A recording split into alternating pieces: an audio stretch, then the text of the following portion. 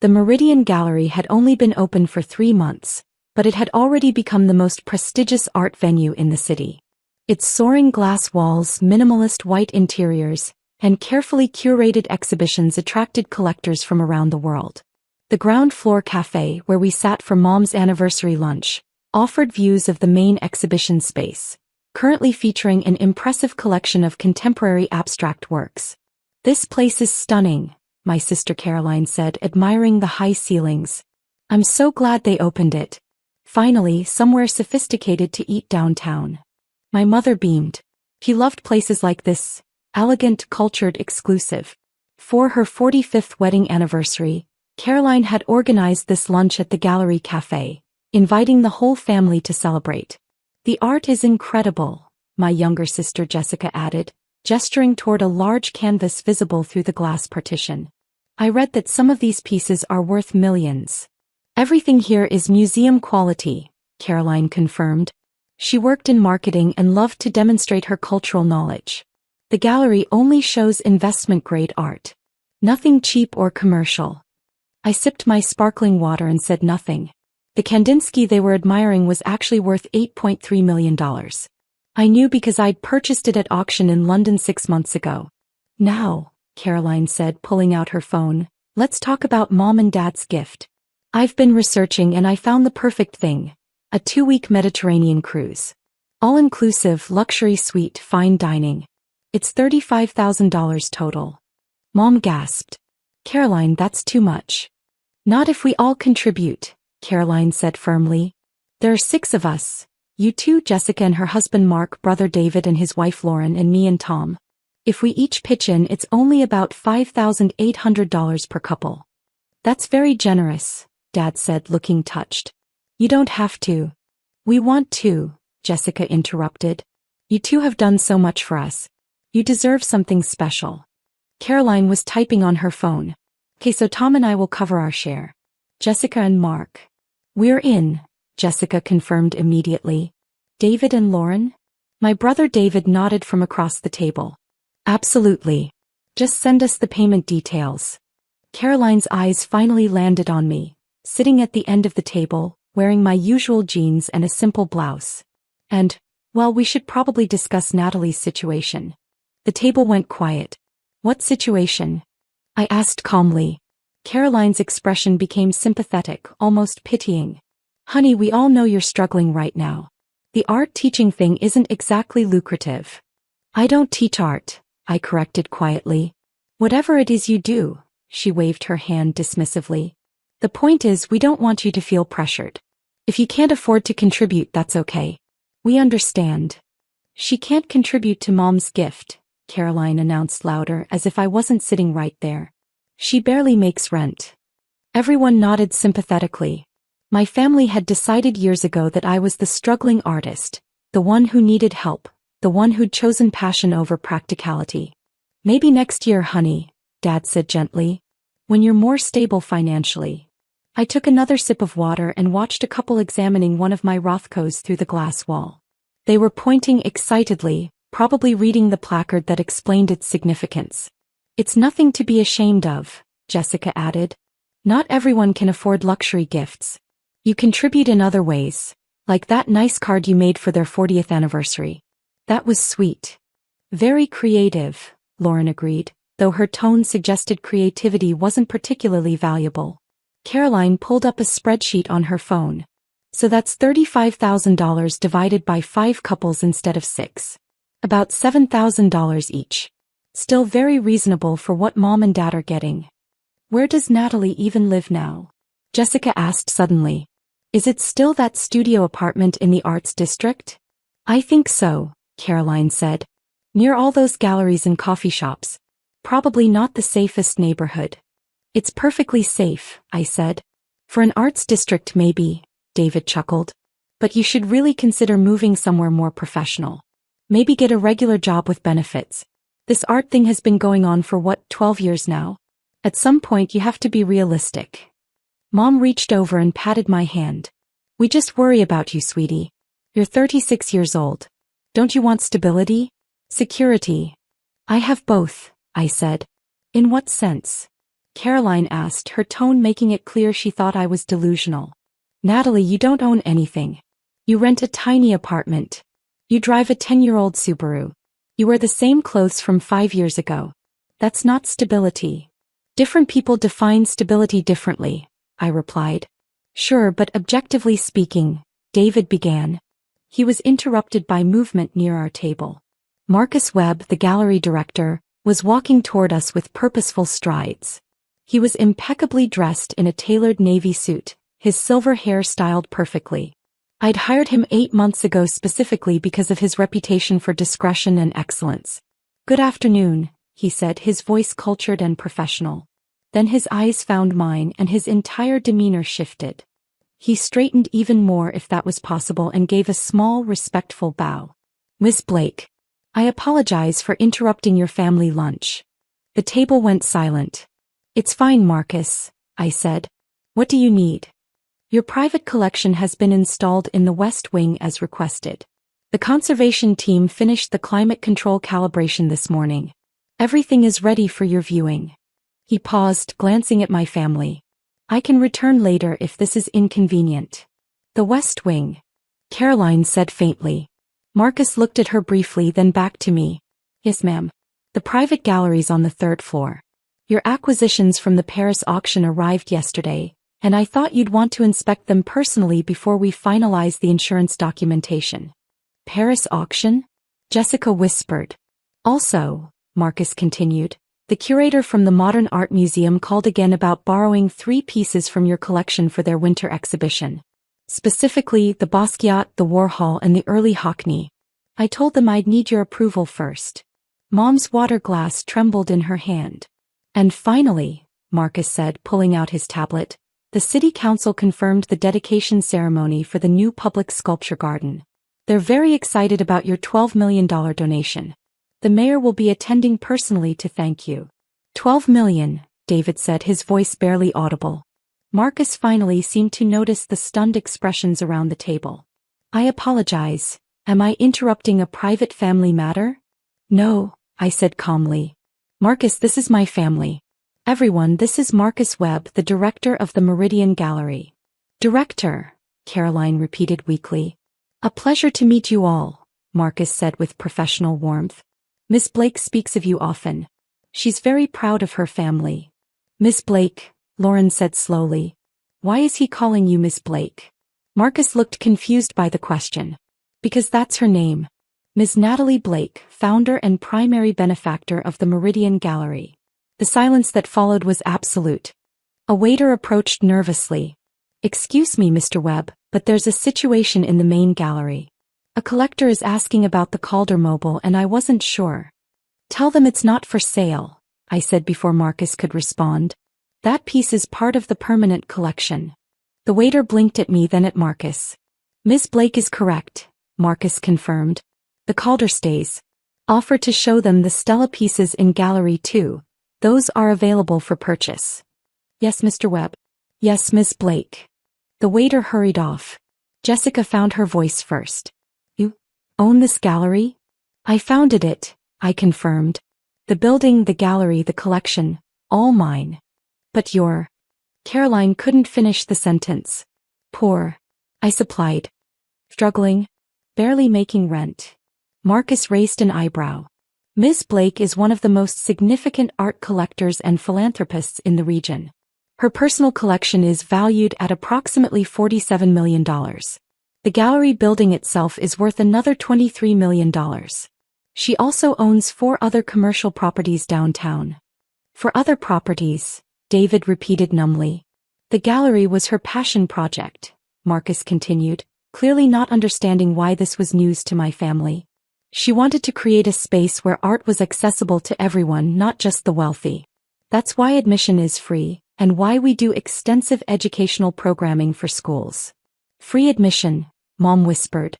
You run this whole place for free? The café and event rentals cover operational costs, I explained. The gallery itself is non-profit. I endowed it with $15 million to ensure it can operate in perpetuity. Caroline was scrolling frantically on her phone. There's an article here. From the Arts Journal. It says, It says the mysterious collector who founded the Meridian Gallery wished to remain anonymous. That's you. You're the mysterious collector. I prefer privacy, I said. Privacy. Jessica's voice rose. Natalie, you let us think you were broke. You let us talk about you like you were some kind of charity case. You assumed, I corrected gently. I never said I was broke. You decided that based on my car and my apartment and my clothes. You never asked what I actually did. You said you worked in art, David protested. I do work in art. I acquire it, preserve it, and share it with the public. That's my work. Marcus checked his tablet. Speaking of which, Ms. Blake, the Sotheby's representative, confirmed your telephone bid for the Monet. Congratulations, you won it $6.8 million. They'll arrange shipping within the month. $6.8 million, Caroline said, her voice hollow. For one painting. It's a water lilies study from 1919, I said. Extremely rare. The gallery's Impressionist collection needed a Monet to be complete. Mom was crying now, quiet tears running down her face. I don't understand. Why didn't you tell us? Would it have changed anything? I asked. Would you have suddenly respected my choices? Or would you have just wanted something from me? The question hung in the air. That's not fair, David said, but he couldn't meet my eyes. Isn't it? Think about every family gathering for the past 12 years. Every holiday, every birthday, every anniversary. How many times did someone suggest I get a real job? How many times was I pitted for my little art thing? How many times was I the example of what not to do with your life? Caroline's face flushed. We were worried about you. No, you were embarrassed by me, I corrected. There's a difference. You were embarrassed that your sister drove an old car and wore cheap clothes and lived in the arts district. You wanted me to be more like you. Corporate job, expensive house, luxury brands. The fact that I chose differently threatened your definition of success. Chose, Jessica said bitterly. You make it sound like we had any idea you were choosing this. We thought you couldn't afford anything better. And that's the point, I said quietly. You saw someone living modestly and assumed failure. It never occurred to any of you that I might be living exactly how I wanted to live. Marcus cleared his throat delicately. Miss Blake, should I give you some privacy? I can return later about the Paris acquisitions. No, stay, I said. Actually, would you mind explaining to my family what exactly I do here? He looked surprised but nodded. Of course. Miss Blake is what we call a patron collector. She acquires significant works of art, primarily post-war contemporary and modern pieces, with the intention of eventually donating them to museums and public institutions. She spent the last 12 years building one of the finest private collections in the country. How fine? Dad asked quietly. If she were to liquidate her entire collection today, it would fetch approximately $47 million at auction. But Miss Blake doesn't acquire art as an investment. She acquires it because she loves it and wants to preserve it for future generations. Every piece in this gallery will eventually be donated to public museums.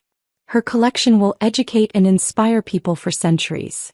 47 million, Caroline whispered. That's just the art, Marcus added. Her real estate holdings, this building plus 4 others downtown, are worth another $38 million collectively. She also has various investment accounts and trusts, but those aren't my area of expertise. How do you know all this? Jessica demanded. Because I manage her collection, Marcus said simply. That's my job. Ms. Blake hired me as the gallery director, but I also oversee the documentation, conservation, and exhibition of her personal holdings. It's a full-time position. You pay him, Lauren said to me. You pay him to manage your art collection. I pay him very well, I confirmed. Marcus is one of the best in the field. He left a position at a major New York museum to work here. Marcus smiled. Best decision I ever made. Ms. Blake is a dream client, knowledgeable, decisive, and genuinely passionate about art. Plus, she gave me complete freedom to design this gallery from the ground up. Every director's fantasy. A well-dressed couple approached our table, the woman I'd noticed earlier admiring the Rothko. Excuse me, the woman said hesitantly. I'm so sorry to interrupt, but are you Natalie Blake? I nodded. Oh my God, she clutched her husband's arm. We just moved here from Boston. We heard rumors that you lived in the city, but we didn't know for sure. Your collection is legendary. The Basquiat you loaned to the Whitney last year, I must have spent an hour in front of it. Incredible. Thank you, I said. Are you enjoying the gallery? It's magnificent. The fact that you made it free to the public. That's extraordinary. Art should be accessible to everyone. She pulled out her phone. Would you mind if we took a photo? My friends in Boston won't believe I met you. After they left, the table sat in stunned silence. People know who you are, Jessica said. In the art world you're famous? Not famous, I corrected. Known. There's a difference. I've kept a low profile intentionally, but yes, collectors and curators know my name. The couple who just asked for your photo, Marcus added, they're serious collectors themselves. They have a Picasso and two Moreaus. The fact that they were starstruck meeting Ms. Blake tells you something about her reputation. Caroline's hands were shaking. I tried to exclude you from the anniversary gift because I thought you were too poor to contribute. You did, I agreed. But you could buy them a Mediterranean cruise without blinking. You could buy them the entire cruise ship. I could, I confirmed. But that's not what they need. What does that mean? Mom asked, her voice thick with tears. I reached into my bag and pulled out an envelope, placing it on the table. This is my gift to you. For your 45th anniversary. Dad opened it with trembling hands. Inside were 2 plane tickets, a hotel confirmation and a letter. Paris, he read aloud. First-class tickets to Paris. A week at the Ritz. And... his voice broke. A private tour of the Musée d'Orsay. Oh my God. Mom has always wanted to see the Impressionists in Paris, I said. She's been talking about it since I was a child. So I arranged a private tour, just you two and a curator. You'll see Monet, Renoir, Degas, all of them. Plus, I've arranged for you to meet the director of the museum. He's a friend. A friend, Mom repeated weakly. We've worked together on several acquisitions over the years. He's excited to meet you. I smiled at my mother. You used to take me to art museums when I was little. You'd make up stories about the paintings, try to help me understand them. You gave me my love of art, Mom. This is my way of saying thank you. She was sobbing now, clutching the tickets to her chest. The Mediterranean cruise would have been nice, I continued. But this is personal. This is about your dreams, not about what looks impressive. Caroline wiped her eyes. How much did this cost? Does it matter? I asked gently. We were all planning to spend $7,000 each for a cruise. And you? Spent significantly more on plane tickets, hotel and museum access, Marcus supplied helpfully. First class to Paris isn't cheap. Neither is a week at the Ritz. And private museum tours are quite expensive, especially at that level. Why didn't you tell us? David asked. All these years, why keep it secret? Because I needed to know that I could do this, I said honestly. I needed to prove to myself that I could build something meaningful without family money, without family connections, without family approval. I needed to know that my choices were valid even if no one else understood them.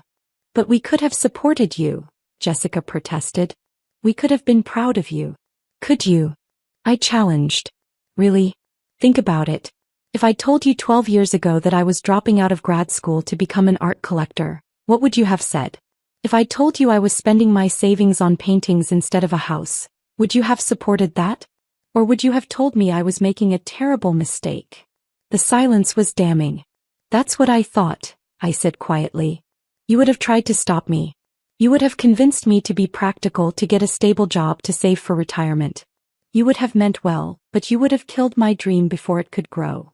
So you let us think you'd failed, Caroline said. I let you make your own assumptions. And I learned a lot from that. I learned who asked me about my life versus who lectured me about it.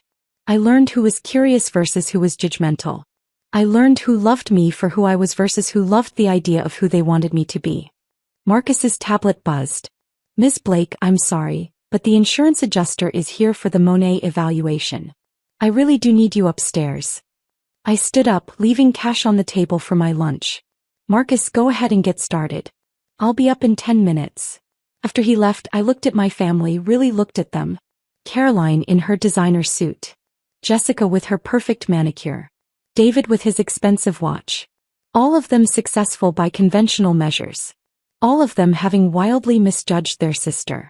"I'm not angry," I said. "I'm really not. You did what society taught you to do. You equated visible wealth with success and modest living with failure. But I hope you'll learn from this." "Learn what?" Dad asked. "That success looks different for different people. That someone driving an old car might own a gallery.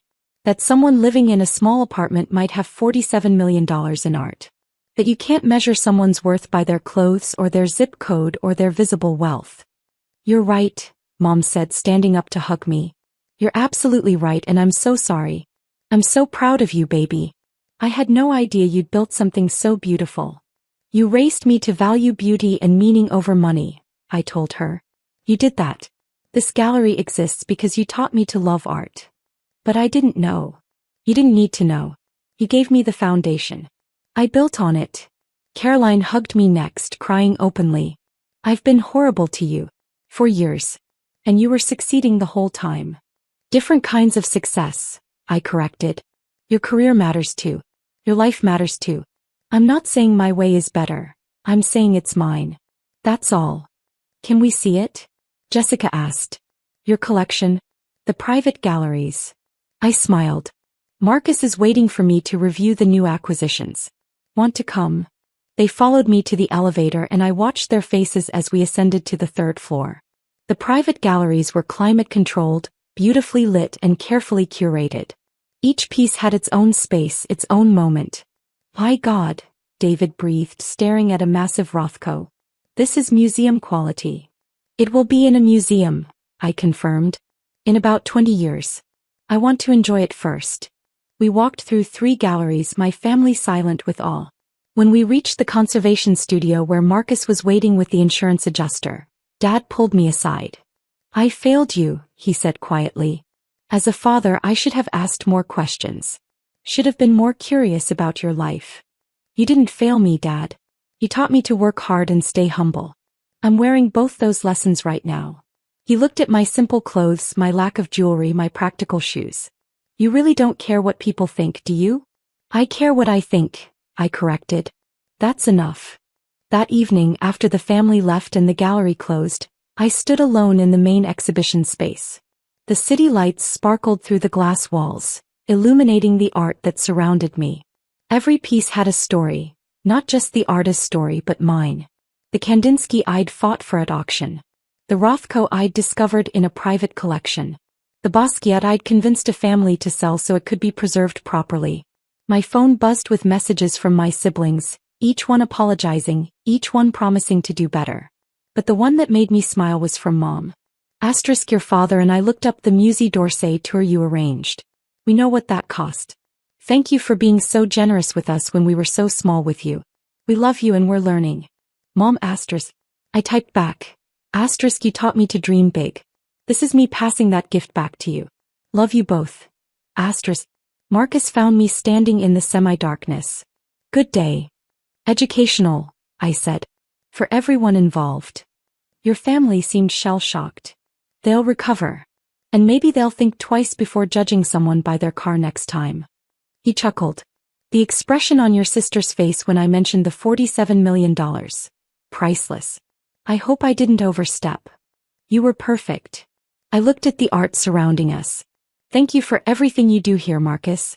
For understanding the vision." "Thank you for creating it," he replied.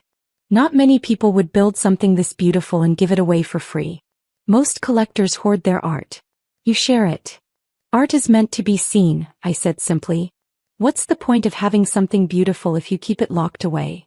After he left, I walked through the galleries one more time, remembering the girl I'd been 12 years ago, unsure, afraid, but determined. The girl who'd liquidated her grad school fund to buy her first painting.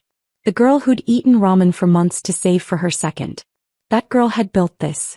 Had created something that would outlast her, teach future generations, bring beauty into the world. My family finally saw me today. Really saw me. But the truth was I'd been visible all along. To myself, to my work, to the art that surrounded me with silent validation. Their recognition was nice. But it was never necessary. I'd already known my worth.